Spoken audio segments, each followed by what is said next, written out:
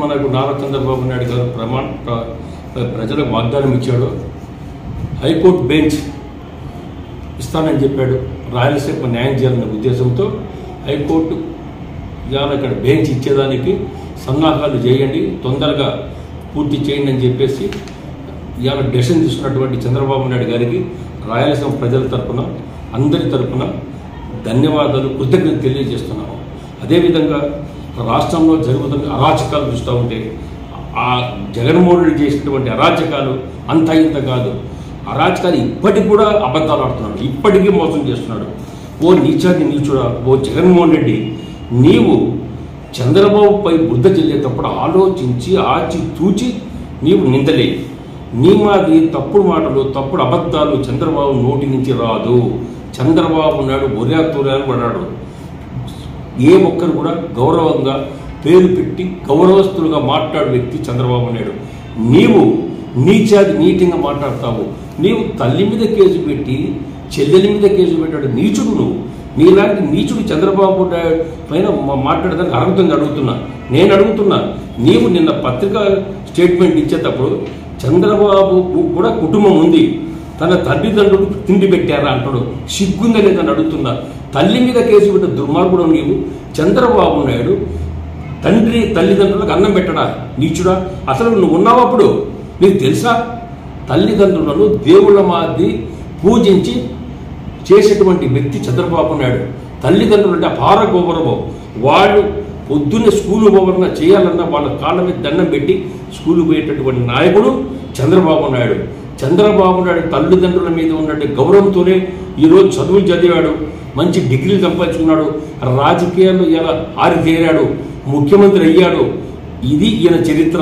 గౌరవంగా భగవంతుడు ఆయనకు ఆశ్రయించాడు. అలిపిరిలో బాబు బ్లాస్టింగ్ జరిగితే ఆ భగవంతుడు 7 కోట్ల స్వామిని రక్షించాడు. దుర్మార్గుడా, నీవు చంద్రబాబు నాయుడు విమర్శిస్తావా? ఎప్పుడు కూడా చంద్రబాబు నాయుడు ఒకరి మీద నోరెత్తి కూడా ఏ ఒక్కరి మీద తప్పు పట్టడు. ఇలా మేము అడుగుతున్న వాళ్ళు అన్నం పెట్టినాడు అని అంటున్నవే, వాళ్లకు పాడి మోసారంట పూత పూస్తావు. తల్లి తండ్రులకు చనిపోతే కొడుకు కాకుండా ఇంకెవరు పెడతారు? నీవు నీచాది నీచుడవు. మీ తండ్రి చనిపోయిన రోజు నీవు ముఖ్యమంత్రి పదవి కోసము సంతకాలు సేకరించినట్టు దుర్మార్గుడవు నువ్వు. నీలాంటి దుర్మార్గుడు ఈ చరిత్రలో అసలు పుట్టకూడదు. అసలు నీవు రాజకీయాలు అనర్హుడవు, రాజకీయాలకు పనికిరావు. నువ్వంతా వేచిగాడి నువ్వు. నీవు ఈ రోజు రాజకీయాల గురించి మాట్లాడతావు, బాలకృష్ణ మీద మాట్లాడతావు, షర్మిలతో బాలకృష్ణతో మాట్లాడించినట్టావు. నువ్వు ఎక్కడ చూసావు దుర్మార్గుడా? ఏది ఏమైనా సరే రాజకీయంతో పోరాడు, కానీ రాజకీయం లేకుండా నీ ఇష్టం వచ్చిట మాట్లాడితే సిగ్గు లేదు నీకు. 5 సంవత్సరాలు ముఖ్యమంత్రి చేశావే. ముఖ్యమంత్రి పదవికి ఇలా ఉన్నే తేవాలి ఎవరైనా సరే. నీవు ముఖ్యమంత్రి సీటుకు ఇలా అప్రతిష్ట పాలు చేసావు, సర్వనాశనం చేసావు. ఓహో, 5 ఏళ్ళు జగన్మోహన్ రెడ్డి లాంటి తుగ్గులకు పనికి మన బెదవ ఈ ముఖ్యమంత్రి సీటు తీసి కూర్చొని రాష్ట్రాన్ని సర్వనాశనం చేసి అప్పుల పాలు చేసి దివాలా తీయించవు దుర్మార్గుడా. నీవు ఎలా చంద్రబాబు నాయుడు మాట్లాడతావా? నేను అడుగుతున్నా, నువ్వు ఏ ఒక్కటి ఆధారాలు ఉన్నా చంద్రబాబు నాయుడు పైన నిందలు మోపితే మాత్రం దుర్మార్గుడా, ఇంకా నిన్ను వదిలిపెట్టే సమస్య లేదు. నీ తోలు తీస్తాం. నువ్వు అనుకుండొచ్చు, నీవు ఇష్టం వచ్చేట మాట్లాడితే ఇక్కడ కింద కార్యకర్తలు లేరనుకున్నా, లీడర్లు లేరనుకున్నారా? మా నాయకుడు ఎక్కువ మాట్లాడు. మేము మా నాయకుడి మీద ఎవరైనా సరే, మా నాయకుడు జోలికి వచ్చినా, మా నాయకుడి పైన చంద్రబాబు నాయుడు పైన, మా లోకేష్ పైన ఎవరైనా సరే అతిగా వాగి నోరు బాగేసుకుంటే మాత్రం కాపాడతా, జాగ్రత్త. నీవు సీఎం చేసి ఉండొచ్చు, ఇంకా రౌడీ కావచ్చు, మందిని చంపే నాయకుడు కావచ్చు, మడ్డలు చేసే నాయకుడు కావచ్చు. నువ్వు నిన్ను భయపడే ప్రసక్తి లేదు.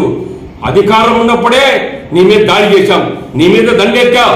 నువ్వేం పీకలేకపోయినావు మమ్మల్ని. నేను అడుగుతున్నా, ఇటువంటి రాజకీయాలు తప్పుడు రాజకీయాలు కింద చేస్తే, మా నాయకుల మీద నిందలు వేస్తే తల్లిదండ్రుల మీద గౌరవం, మా నాయకుడినంత గౌరవం ఏ ఒక్కరికి లేదు తెలియజేస్తా ఉన్నా. వైకాపా వాళ్ళ గురించి చెప్తున్నా. వైకాపా నాయకులారా, సిగ్గు తెచ్చుకోండి. మీ నాయకుడికి తెలివి పోయింది, పిచ్చార్చు చేస్తారా? ఇవాళ వైజాగ్ పిచ్చార్చు చేర్పించండి. ఇవాళ మీకు ఎన్నికల్లో ఆయనతో కలిపి 11 మంది ప్రజలు ఇవాళ గెలిపిస్తే సిగ్గు లేకుండా అసెంబ్లీకి రాలా? అసెంబ్లీకి ఎందుకు ఇచ్చారు? మీకు గెలిపించారు. పబ్లిక్ ఏదైనా ఇబ్బంది పడితే దాన్ని నియోజకవర్గాన్ని బాగుపరిచేదానికి ప్రభుత్వంతో పోరాడి ఆ నియోజక అభివృద్ధి చేసేదానికి మిమ్మల్ని అసెంబ్లీ పంపించారు ప్రజలు.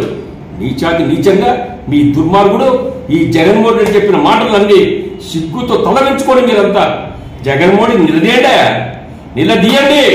ఎందుకు మేము అసెంబ్లీ పోకూడదు, ఎందుకు పోకూడదని ఎందుకు చెప్పలేకున్నారు ఇవాళ? ఎందుకు సిగ్గులేదు మీకు కూడా?